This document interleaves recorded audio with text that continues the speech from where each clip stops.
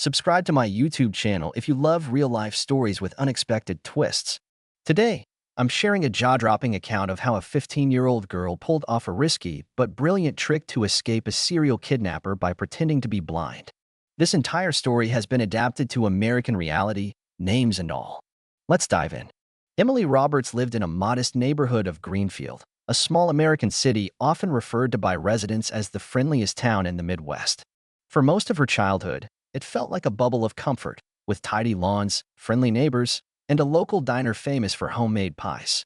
Over the past couple of months, though, Greenfield had been rocked by reports of teenagers vanishing on their way home from school or the local skate park.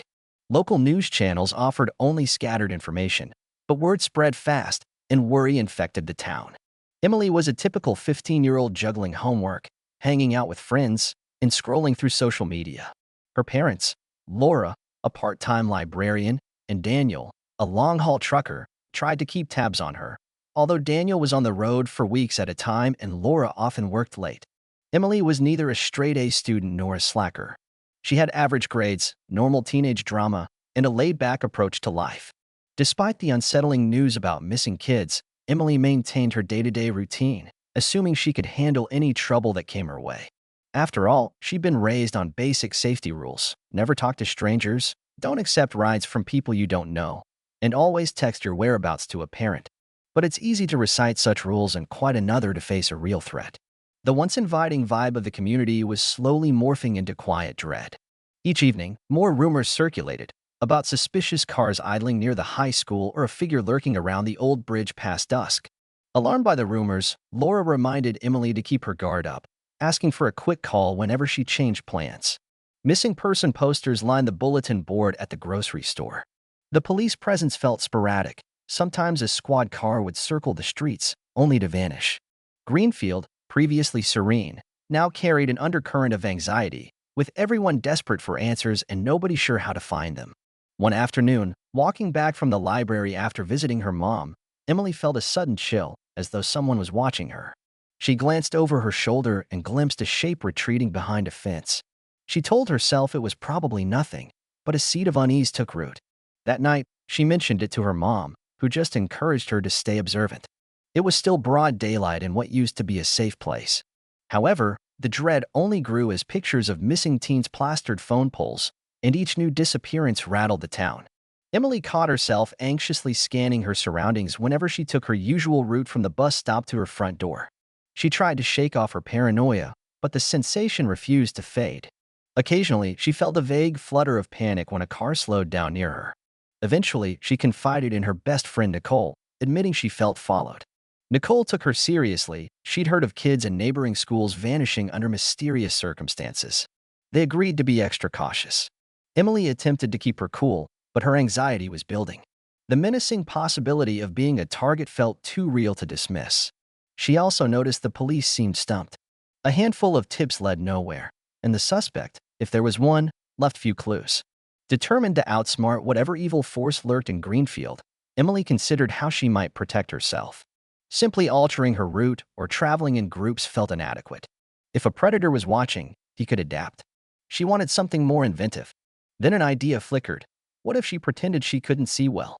Would the unknown stalker, believing her vulnerable, overreach? Maybe that split-second advantage would save her life. It was a wild notion, but the more she dwelled on it, the more it felt like her best option.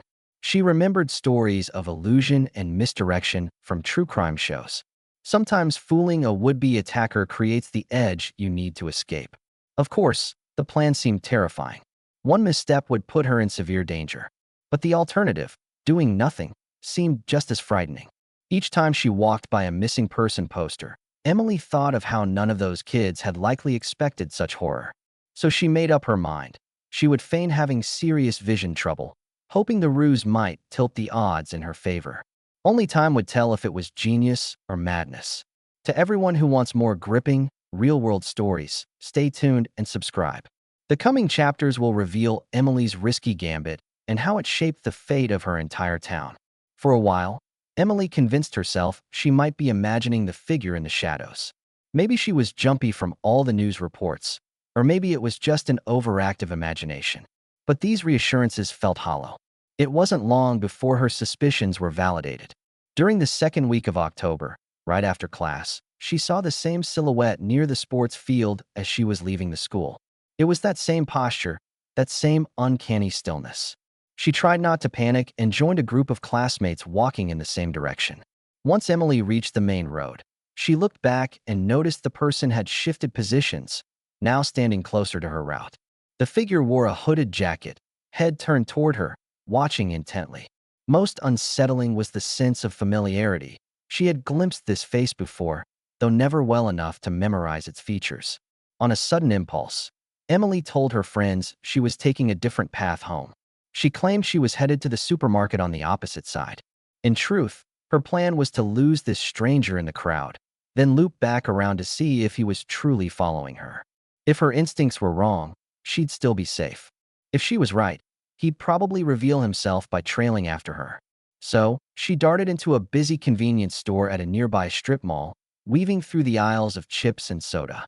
Her heart pounded at the thought that this unknown individual might be just outside the sliding doors. She lingered for a few minutes, then cautiously exited, scanning the parking lot. A quick glance confirmed her worst fear. The hooded figure was there, leaning against a light post and definitely looking in her direction. She fought the urge to run. Instead, she tried to appear calm, even bored, as she headed off on foot. She deliberately avoided the direct route home, wandering through side streets. At first, she spotted no one. The hooded presence had vanished, leaving her to wonder if maybe it was all a coincidence. But near a row of parked cars, a movement caught her eye. There he was again, maintaining a short distance. Before she could think, he made eye contact, and a chill raced up her spine. Trying to stay composed, Emily ducked into the first store she could find, a little pet shop that smelled like dog kibble and hamster shavings. From inside, she watched through the glass door, waiting to see if he'd follow. He paused outside, glanced at the sign, and then moved on. Emily stayed hidden for nearly 10 minutes until she felt it was safe to leave. That evening, she confided everything to her mom, who listened in alarm. They debated calling the police, but what could they report? A vague description of a guy in a hoodie who seemed suspicious?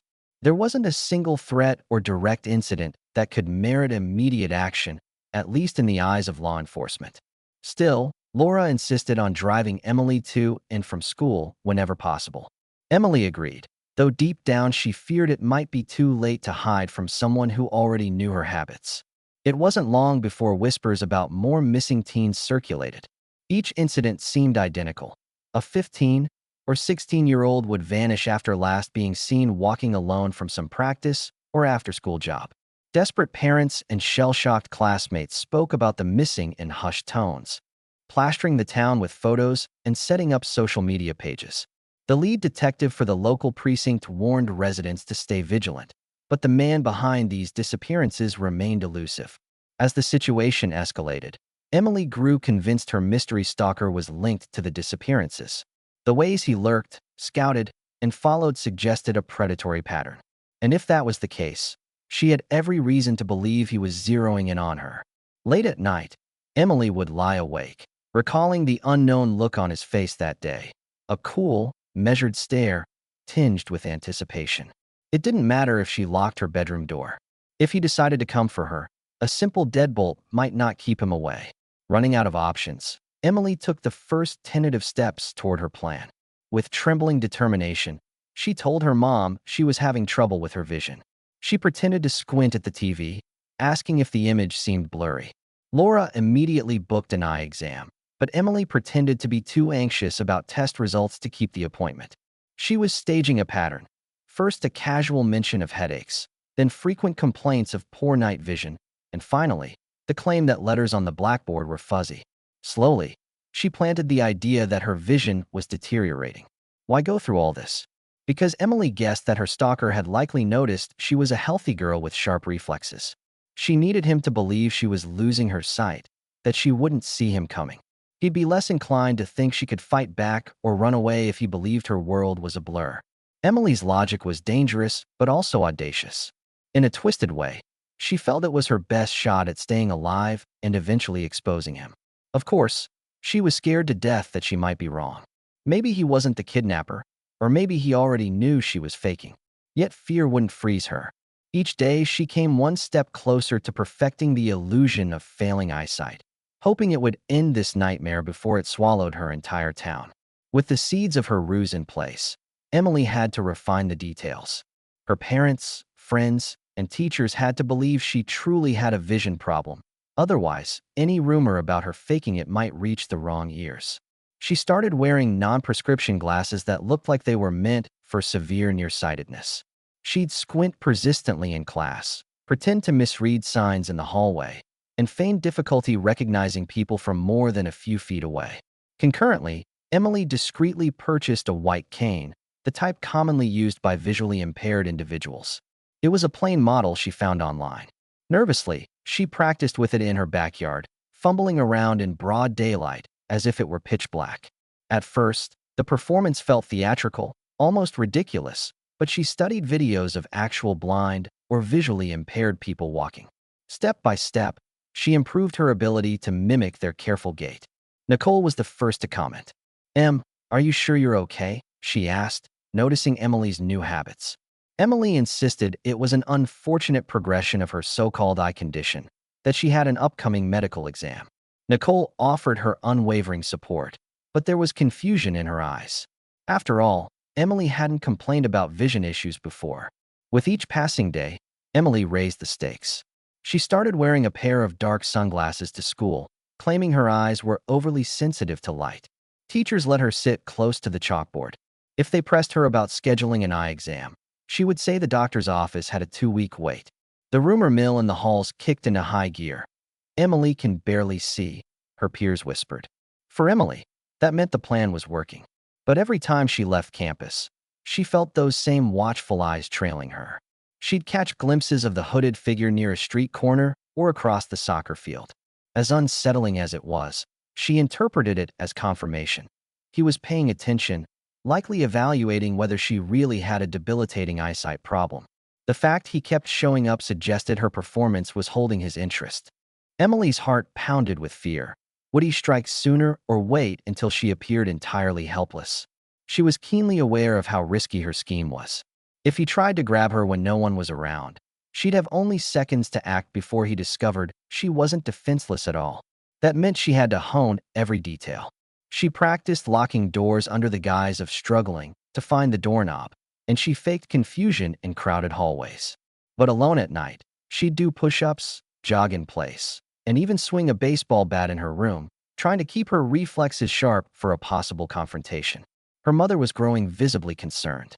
Laura noticed Emily's odd behavior, bumping into furniture, misjudging distances, yet sometimes seeming to navigate just fine. One night, she insisted, "Emily, we can't delay your eye exam any longer. You need proper medical help."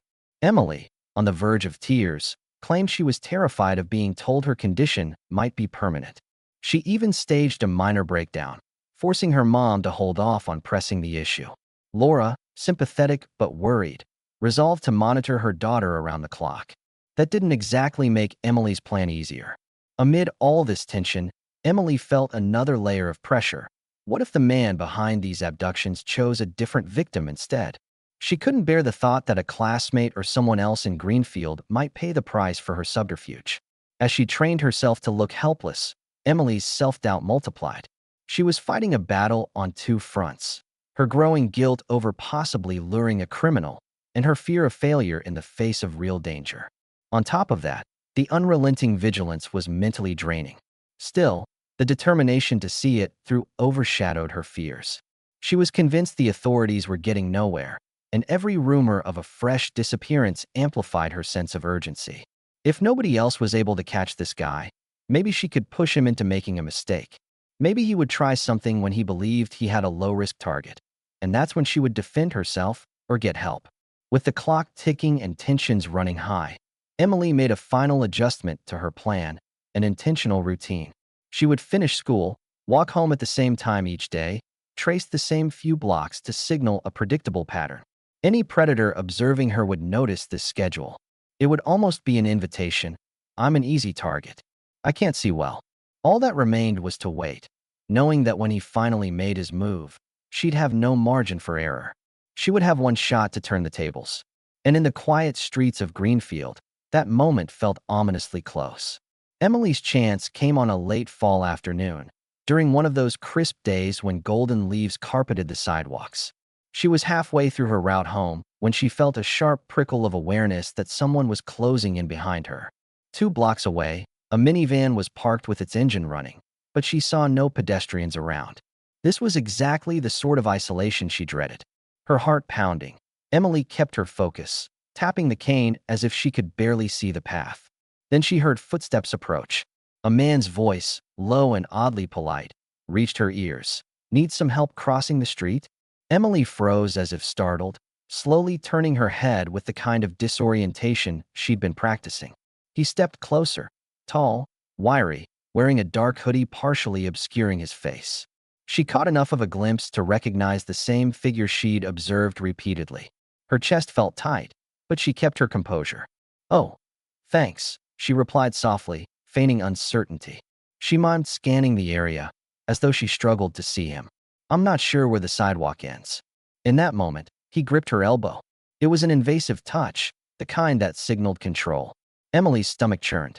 Real terror was flaring up, but she forced herself to stay calm. She inched along with him, tapping the cane on the ground. Step by step, he guided her, or rather, directed her where he wanted her to go, toward a secluded alley flanked by a boarded-up storefront. Alarm bells blared in Emily's mind. This was it. Her plan had put her exactly where she'd feared she might end up, cornered by the very man she'd wanted to expose. As they turned the corner, his grip tightened. Any pretense of politeness vanished. "Keep walking," he said in a cold murmur. Emily's pulse hammered.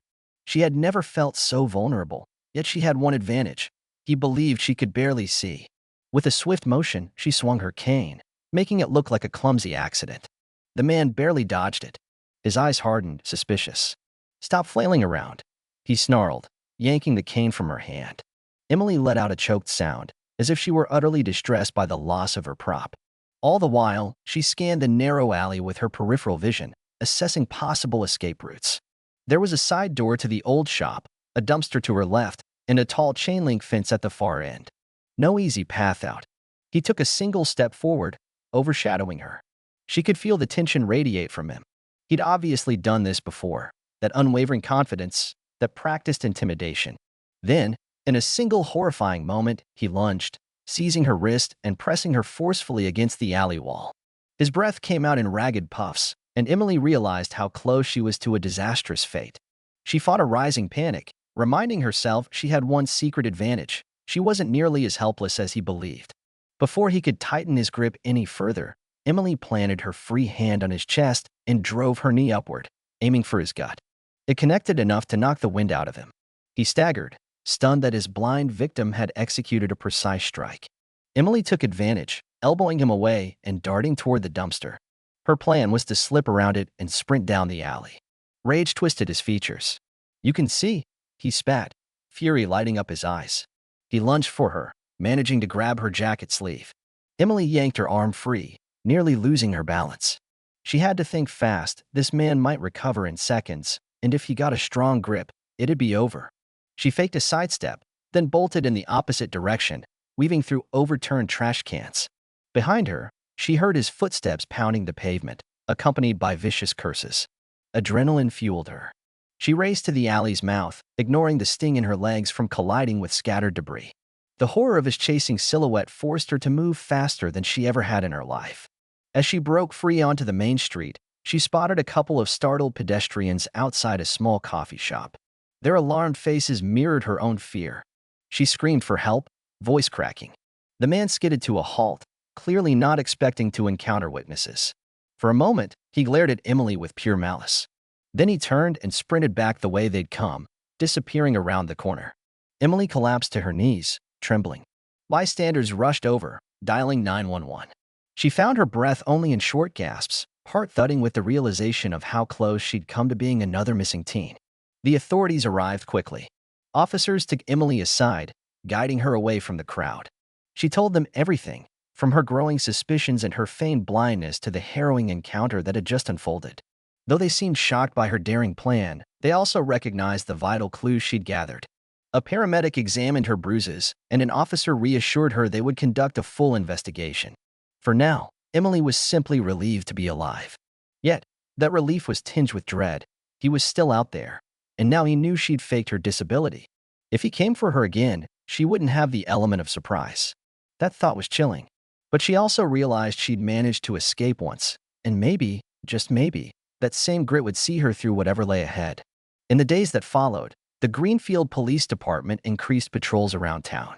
Emily gave a thorough statement, describing the man's appearance and behavior to a sketch artist, resulting in a likeness circulated among local stations. Her story quickly spread, and while some people called her a hero for her bravery, others criticized her for taking such a reckless risk. Either way, the press latched onto the dramatic tale. Teen pretends to be blind to trap alleged abductor, the headlines read. Emily found herself bombarded with questions from reporters and startled neighbors. The phone rang at all hours, and her social media accounts flooded with messages, some supportive, others downright skeptical. While she was grateful for the outpouring of concern, each retelling of her ordeal left her shaken. The mere thought of how narrowly she'd escaped still haunted her. The police, meanwhile, were able to verify some of her claims. A camera from a nearby ATM captured a grainy clip of the man entering the alley shortly before Emily's 911 call. Witnesses outside the coffee shop also confirmed they'd seen him running away. Investigators linked several unsolved disappearances of local teens to a suspect matching Emily's description. Though they had yet to catch him, the net was tightening. At home, Emily's mother was both furious and relieved. "You could have been killed," Laura sobbed one evening, holding her daughter so tightly it felt overwhelming. Emily's father, who'd rushed back from a trucking route, expressed pride in her quick thinking but shared Laura's terror at how wrong things could have gone. They demanded that Emily never again put herself in such danger. Emily, worn down by nightmares and fatigue, agreed. Her scheme had been born of desperation, and the close call proved how perilous it truly was. Yet, in the midst of the fear, Emily felt a spark of empowerment. She had refused to be just another victim. Her plan, however nerve-wracking, forced her attacker into the open. More tips poured into the station as people recognized the suspect from the composite sketch. It was as if her brush with disaster galvanized the entire town. At school, everyone treated her differently. Some classmates whispered in awe, while others stared as if she were a sideshow. Friends insisted on walking her to class, and teachers offered extended deadlines so she could recuperate. Emily wanted her normal life back, even though she knew nothing would ever be the same. Sleep was hard to come by. She kept reliving the moment he lunged at her in that deserted alley. Eventually, an arrest was made in a nearby county. The suspect matched Emily's description and had prior assault charges. With him off the streets, Greenfield residents breathed a collective sigh of relief. The recent abductions came to an abrupt halt, and the police began unraveling a tangle of leads that pointed to him as the culprit behind many of the missing persons. For Emily, the experience left a permanent mark. She discovered a reservoir of courage she never knew she had, but also learned how thin the line between bravery and recklessness could be. Teachers brought up her story as a cautionary tale, while police credited her for providing crucial evidence. In private, Emily grappled with a blend of guilt, fear, and relief. Over time, counseling helped her process the trauma. Though flashbacks persisted, she found comfort in regaining her day-to-day routine, hanging out with Nicole, picking up art projects she'd set aside, and seeing her father more often. She no longer walked the streets of Greenfield with the same carefree attitude she once had, but she felt a deeper appreciation for the things that truly mattered: family, friendships, and personal safety. Standing on her porch, she'd watch the sun dip behind the trees, remembering how close she came to vanishing like so many others. She might still get a jolt of panic when passing a dark alley, but she also felt a sense of triumph. She had survived and helped expose a predator. If nothing else, her story reminded people that danger can hide in unexpected places, and that clever thinking, even when risky, can save a life.